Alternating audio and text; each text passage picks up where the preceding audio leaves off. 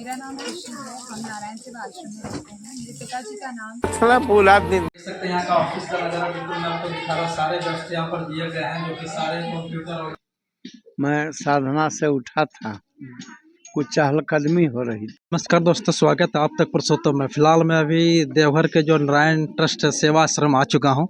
काफ़ी फेमस ये प्लेस है जो कि देवघर के ज़िले के अंतर्गत माने जाते हैं। यहाँ के हमारे जो माननीय श्री जो हरिराम बाबा जो हरिराम पांडे जो है वो यहाँ के जो संस्थापक हैं, वो काफ़ी दिनों से इस संस्था को चलाते आ रहे हैं। और संस्था की क्या व्यवस्था है, यहाँ की जो क्या नियम है, यहाँ पर क्या जो दिए जा रहे हैं बच्चों को, क्या व्यवस्था वगैरह दिया गया, चलिए आपको बिल्कुल यहाँ से फुल में दिखाऊंगा और चारों तरफ से आपको वीडियो के माध्यम से अवगत करा दूँ और दिखाते हैं कि यहाँ का संस्था का क्या नियम है, किस प्रकार से किया जाता है। तो चलिए हरिराम बाबा से कुछ बात करते हैं और वहाँ पर जो है चारों तरफ से आपको नज़ारा बिल्कुल हम दिखाते हैं। और यहाँ का बच्चा का जो संस्थापक क्या है, यहाँ की क्या कब से आपने शुरुआत की है, इनका आपका जो दौर किस प्रकार से चला हुआ, कब से संस्था यहाँ पर बना हुआ है और कब से आपने यहाँ शुरुआत की है। ये तो परमात्मा के कृपा से 9 दिसंबर 2004 का वह भोर बेला था। मैं साधना से उठा था, कुछ चहलकदमी हो रही थी। कुछ लोग भाग दौड़ कर रहे थे, दौड़ के गए, क्या बात है भाई। तो एक सुंदर सी बिटिया को कपड़ा में लपेट के झाड़ी नुमा जंगल में कोई छोड़ के चला गया। दया आया, दौड़ के बच्ची के पास गए, उसके नाभि में चींटी लगी थी। तो चींटी को झाड़ के बेटी को उठाया और डॉक्टर के यहाँ ले गए, child specialist doctor R.K. Chaurasia ji. तो उनके यहाँ ले गए। खर्च लंबी थी, वो ज़्यादा मात्रा में चींटी काटने के कारण पॉइजन फैल गया था पूरा शरीर में। तो मैं क्या करूं, हे परमात्मा। उस समय मैं 45 साल के एज में था और हम बाबा धाम आए थे कि अब यहीं पर जो है साधना पूजा करना। तो 25,000 रुपया कर्जा लाए और बेटी का इलाज चलने लगा, बेटी बच गई।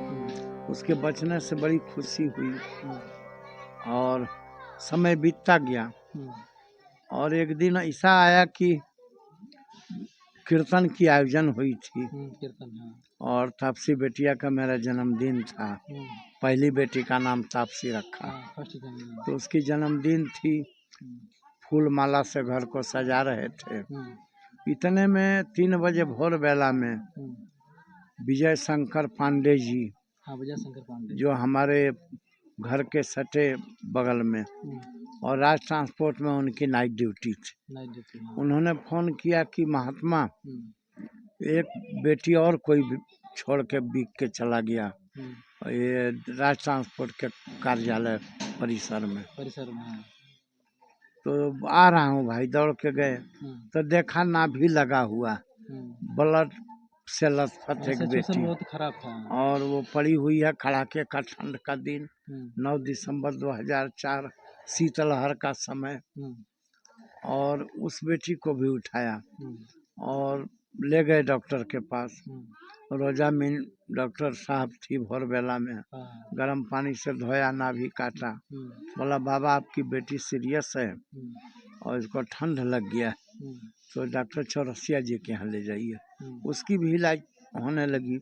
उधर कीर्तन आरंभ हो गया था, तो दोनों साइड देखने लगे पति पत्नी।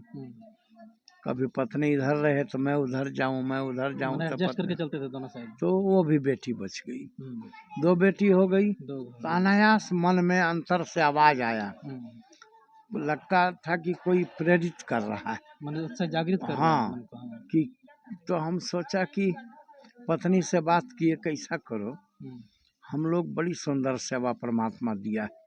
एक मूर्ति वह है जो हम अपने हाथ से बना के उसको पूज रहे हैं। मूर्ति यह जो है तो स्वयं विधाता बना के अपने हाथ से भेजा।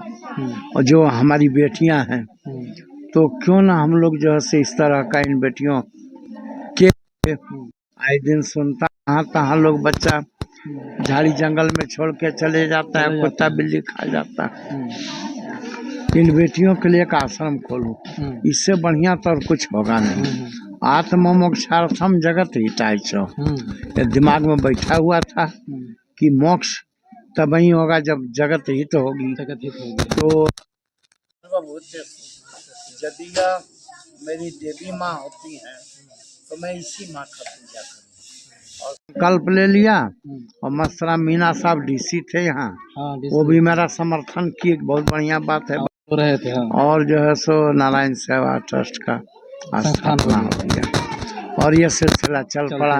आज मैं यहाँ तक पहुँचा हूँ। और तो अभी फिलहाल अभी कितने बच्चे हैं यहाँ पर? 35 बेटियां हैं मेरे पास। 35 बेटियां हैं। सभी मतलब अभी संस्था के लगभग कितने पढ़े लिखे लगभग? माने कि अभी क्लास 1 से और जो है सो 4 बेटी का तो शादी भी किए, उसमें एक शिक्षक है नालंदा में। तो इतना जो मैनेजमेंट करते हैं, किस तरह से कर पाते हैं इतना जो सब? ये तो बहुत कठिन तपस्या मेरे जीवन का रहा है, इसके लिए कोई शब्द नहीं है। इसमें तो काफी आपका कॉस्ट खर्च आता होगा, कैसे मैनेज करते हैं? बहुत सारा ठोकर लगा, बहुत बार गिरा उठा। और इतना लंबा कहानी है कि वो तो मैं बोल नहीं पाऊंगा, रोने लगता हूँ। और दुख का कहानी जब याद उस समय आती की है घटना और अभी की घटना में बहुत सारा फर्क हो गया है ना। उस समय में कोई जानता नहीं था। अब वही एक दिन की बात है कि अब जो है सो बच्चों का भोजन नहीं, तो पत्नी जो है सो मुंह सुखा के बैठी, अब मैं क्या करूं। और सावन का महीना था, हम दौड़ के गए। सावन में कुछ मेरा परमात्मा की कथा होती थी, उसमें जिला प्रशासन का सहयोग हो जाता था।